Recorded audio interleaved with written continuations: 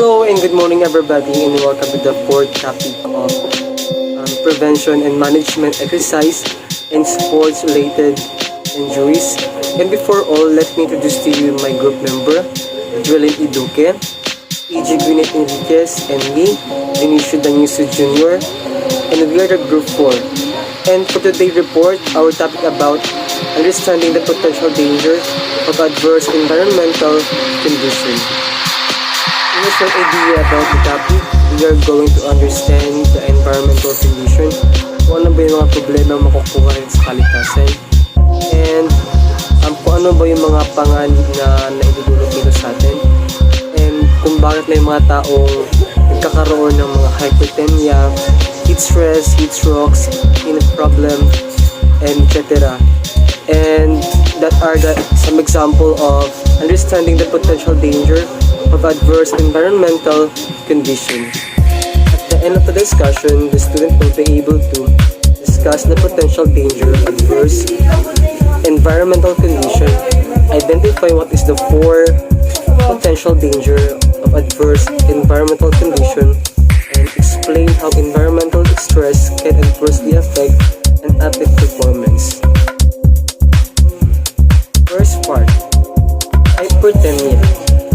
To increase body temperature occurs when exposed to a hot and humid environment. When we say hyperthermia, it's increase a body temperature. Athlete training requires knowledge and information and concerning temperature. Like when you are exposing too much in the sun, your body feels so hot, and your blood will increase, and you feel magkakaroon ka ng hihirapan kang huminga because sa sobrang init ng araw. Heat stress. Regardless of the athlete level of physical conditioning, coaches must be taking extreme caution when conducting exercise in hot, humid weather. Prolonged exposure to extreme heat can result in heat cramps, heat exhaustion, and heat stroke. Can be gained or lost through metabolic heat production, convective heat exchange, reheat exchange, and evaporative heat loss. When we say gain or lose through, conducting direct contact, convection, contact with cool air of water mass, radiation, heat generated from metabolism, evaporation, wet evaporating from the skin. Majority of the body heat is displayed through evaporation. Heat can also be gained via this 4 mechanism. Illnesses occur whenever their body ability to dissipate heat is impaired. Externalization heat exhaustion, result of indicating fluid replacement will exhibit sign to refuse sweating, pale skin, mildly elevated temperature, dizziness, and hyperventilation, and rapid pulse may develop. That heat cramp score temperature will be 102 Celsius, critical to obtain accurate core temperature. Performance may be decreased immediately. Treatment including fluid adjustion and place to cool environment.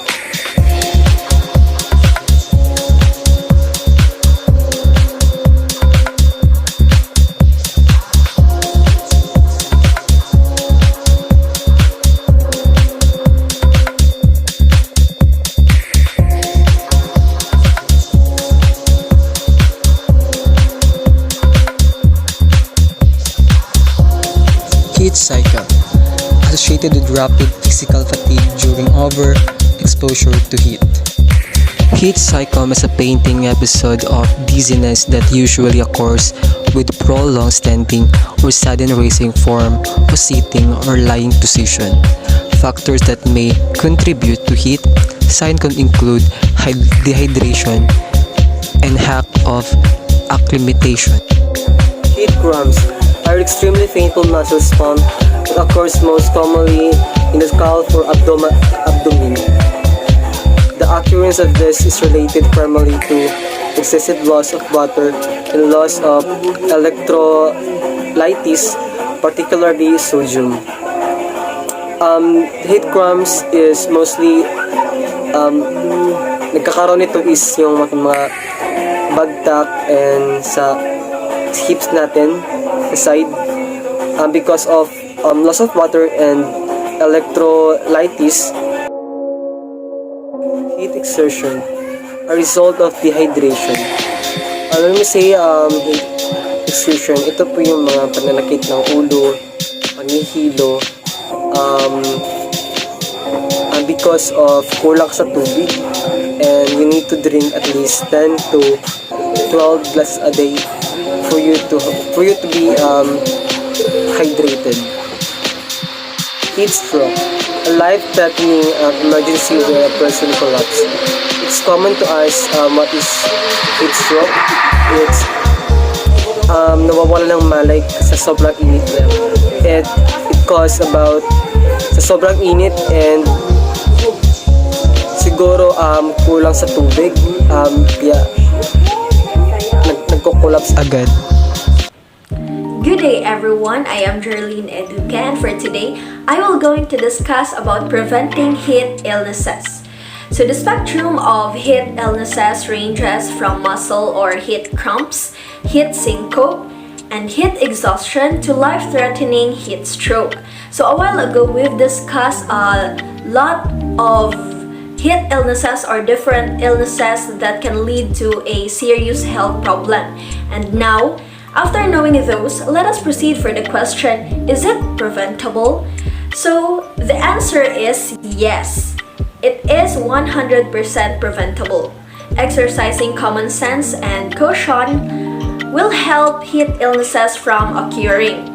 But before we proceed for the prevention, let us know first, or let me share to you the number of reasons why people, specifically athletes, can get heat illnesses.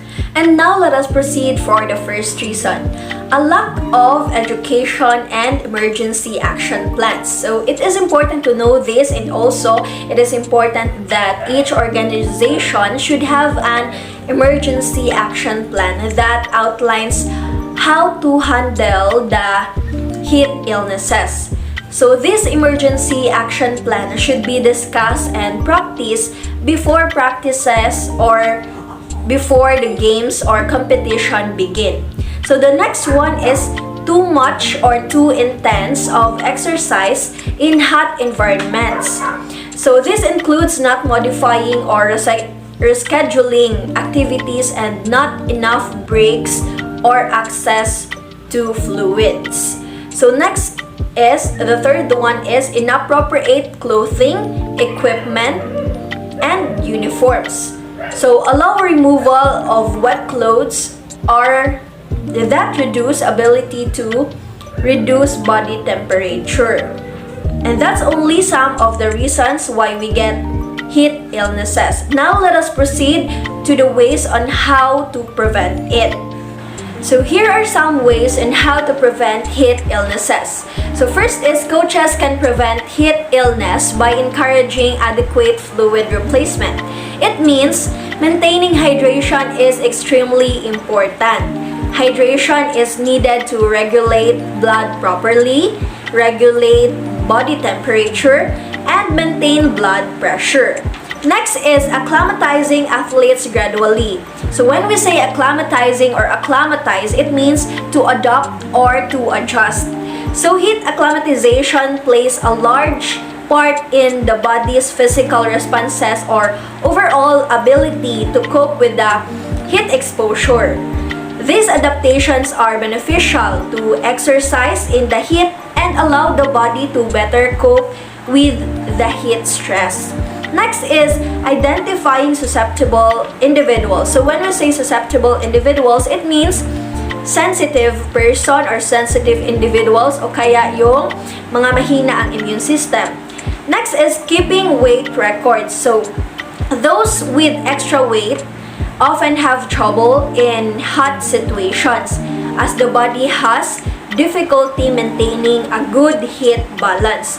So age, particularly 45 years old above, has a poor general health and low level of fitness will make people more susceptible to feeling the extremes of heat. And lastly, selecting appropriate uniform. So wearing proper clothing can significantly improve a player's performance and reduce the risk of heat-related illnesses. And now let us proceed for the next topic, which is the hypothermia. So kung kanina is hyperthermia, which is abnormally high body temperature due to exposure from the heat of sun, ngayon naman is hypothermia. So ano nga ba ang hypothermia? So hypothermia is caused by prolonged exposure to very cold temperatures. When exposed to cold temperatures, your body begins to lose heat faster than it's produced. So hypothermia occurs when the body's temperatures falls below 35 degrees Celsius. Extreme cold exposures can cause conditions such as frostnip and frostbite. So later, i-tackle natin or i-discuss natin yung about sa frostnip and frostbite. So cold disorders. Cold disorders occurs because dehydration reduces blood volume or less fluid is available for warming the tissues. And now let us know what is the definition of frostnip and frostbite and also what are their differences. So frostnip is a milder form of cold injury. It usually affects the areas of skin exposed to the cold such as the cheeks, nose, ears, fingers, and toes, leaving them red and numb or tingly. So frostnip can be treated in many ways and gets better with rewarming. While frostbite, it is an injury to the body that is caused by freezing. So it damages the tissues from freezing due to the formation of ice crystals when within cells, rupturing the cells and leading the cell death. So it most often affects the nose, ears, cheeks, chin, fingers, or toes. So the differences between frostnip and frostbite are the severity of the injury. The frostnip is milder form of frostbite, while the frostbite is kind of severe injury and requires emergency treatment. Hi guys, I'm Ijugunet D. Enriquez and the next topic is all about overexposure to the sun. So we all know that Earth is surrounded by air which is called atmosphere, and in the atmosphere there is a layer of gases which is called ozone. So now sadly the ozone layer becomes thinner as time passes by, which is caused by several human activities. So this result to some of the sun's harmful ultraviolet rays directly reaching the Earth's surface. So this is one of the many harmful effects of overexposure to the sun. So the long-term effects on the skin. Premature aging of the skin and skin cancer. So extreme sunburn can lead to serious long-term health effects such as skin cancer. Skin cancer is the uncontrolled growth of abnormal skin cells which requires immediate medical attention. Also, skin aging. There are some people looking older than their age. This may have something to do with too much exposure to the sun. So, sun exposure promotes aging. It occurs when the skin gradually loses its elasticity, resulting to the formation of wrinkles and skin peeling. Too much anything is harmful. The sun provides you energy and other benefits, but it may also harm you if you are excessively exposed to it. So number 2 is usage of sunscreen. It can be applied to the skin to help prevent many of the damaging effects of UVR or ultraviolet rays. So the purpose of sunscreen is to shield the body from the sun's ultraviolet rays, which have several harmful effects like atong discussed nako earlier. So SPF specification. The higher the SPF, the more protection it can give, but it still be needed to be applied from time to time for full protection.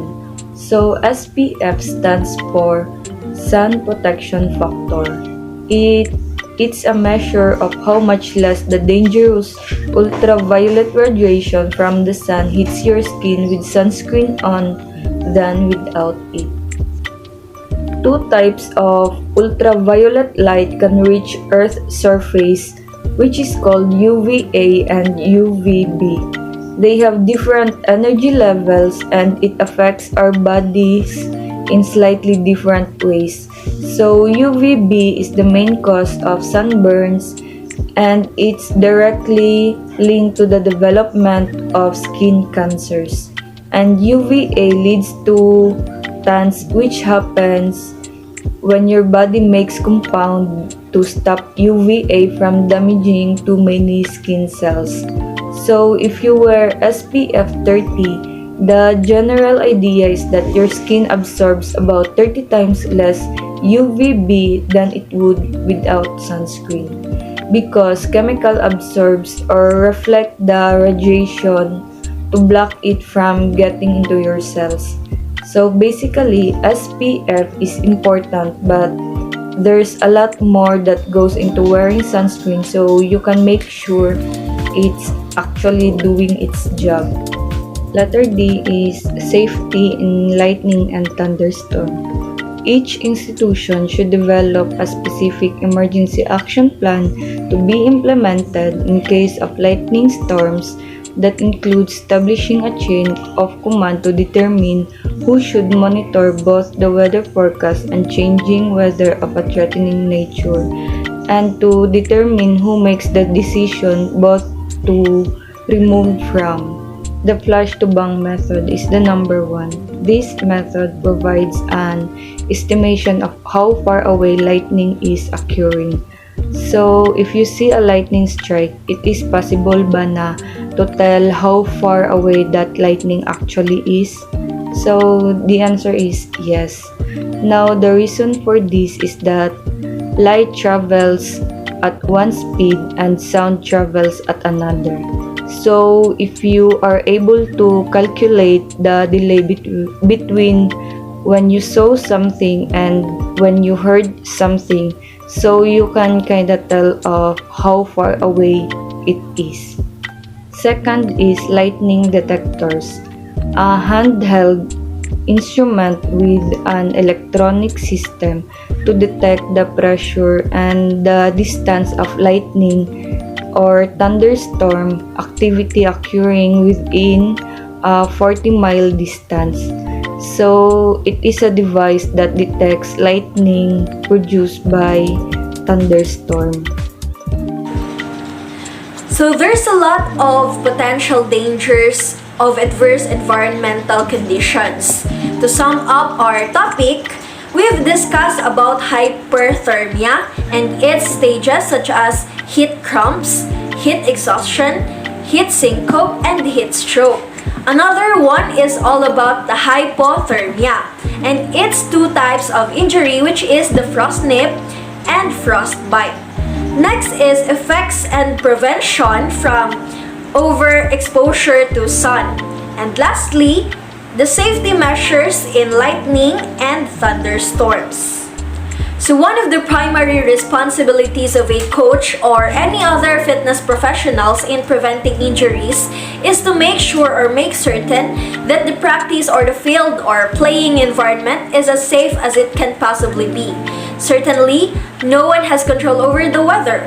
However, the potential dangers of having athletes engage in practices or competitions when adverse weather or environmental conditions exist cannot be ignored. That's why I live this quote: precaution is the best prevention. So that's the end of our topic. I hope you've gained some knowledge and apply it in your everyday life. Thank you for listening, and God bless.